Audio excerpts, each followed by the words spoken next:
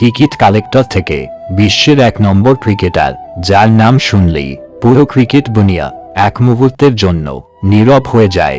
সে কোনো রাজকুমার ছিল না, তার হাতে ছিল না সুযোগের চাবি, তার পেছনে ছিল না বড় কোনো নাম। তার ছিল শুধু একটা সাধারণ চাকরি আর বুকের ভেতরে অস্বাভাবিক এক বিশ্বাস, আজ যাকে সবাই ধোনি বলে।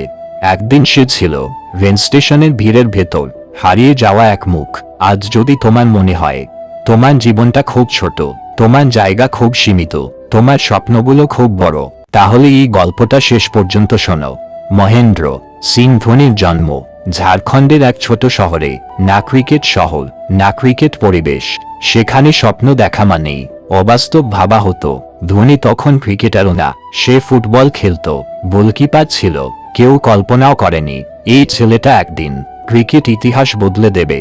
হঠাৎ একদিন স্কুলের ক্রিকেট টিমে তাকে উইকেট কিপিং করতে বলা হয়।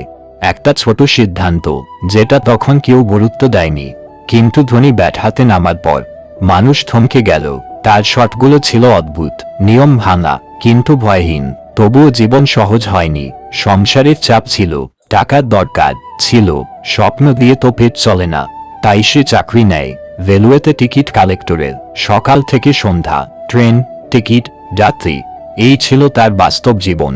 অনেকে তখন বলেছিল, এখন আর ক্রিকেটের পেছনে দৌড়াস না, চাকরি আছে, এটাই অনেক। কিন্তু ধোনি জানত এই চাকরি তার পরিচয় না, এই চাকরি তার থামার জায়গা না। দিনে চাকরি, রাতে প্র্যাকটিস, ক্লান্ত শরীর, ভাঙা স্বপ্ন, তবুও সে থামেনি। অনেক ম্যাচে সে ব্যর্থ হয়েছে, অনেক নির্বাচনে তার নাম বাদ পড়েছে, অনেক রাত সে ঘুমায়নি, ভাবেনি সে কি ভুল পথে হাঁটছে। কিন্তু প্রতিবারই একটা কথা সে নিজেকে বলেছে, আমি চেষ্টা ছাড়ব না। অবশেষে সুযোগ আসে, ভারতীয় দলে ডাক। কিন্তু শুরুটা ছিল সবচেয়ে কঠিন। প্রথম ম্যাচেই 0 রানে আউট।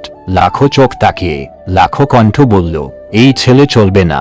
ধোনি কিছু বলেনি, সে শুধু খেলেছে। পরের ম্যাচে সে ভয় ছাড়াই ব্যাট ঘোরায়, বল সীমানা ছাড়ায়, মানুষ চুপ হয়ে যায়।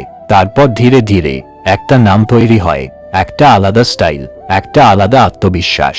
কিন্তু ধোনির সবচেয়ে বড় পরিচয় তার ব্যাট না, তার অধিনায়কত্ব। যখন চাপ আসে, যখন ম্যাচ হাতছাড়া, ধোনি তখনও শান্ত। কারণ সে জানত ভয় দিয়ে সিদ্ধান্ত নিলে ভুল হবে। 2007 বিশ্বকাপ, নতুন দল, নতুন অধিনায়ক, কেউ বিশ্বাস করেনি। কিন্তু ধোনি বিশ্বাস করেছিল নিজের ওপর, নিজের সিদ্ধান্তের ওপর। এরপর একে একে বিশ্বকাপ, চ্যাম্পিয়ন্স ট্রফি, IPL সব জিতেছে সে। কিন্তু এত কিছুর পরও ধোনি বদলায়নি। আজও সে সাধারণ, আজও সে নীরব। কারণ সে জানে আত্মসম্মান শব্দে নয়, কাজে প্রমাণ করতে হয়। ধোনির গল্প শেখায়, বড় হতে হলে জন্ম বড় হতে হয় না, বড় হতে হলে মনটা শক্ত হতে হয়। আজ যদি তুমি ভুল জায়গায় দাঁড়িয়ে থাকো, ভুল কাজ করছো মনে হয়, তবুও হাল ছেড়ো না। কারণ একদিন এই পৃথিবী তোমার নামেও নীরব হয়ে যাবে। মহেন্দ্র সিং ধোনি একদিন টিকিট কালেক্টর ছিল, আজ সে ইতিহাস। আর তোমার গল্পটা এখনো লেখা শেষ হয়নি।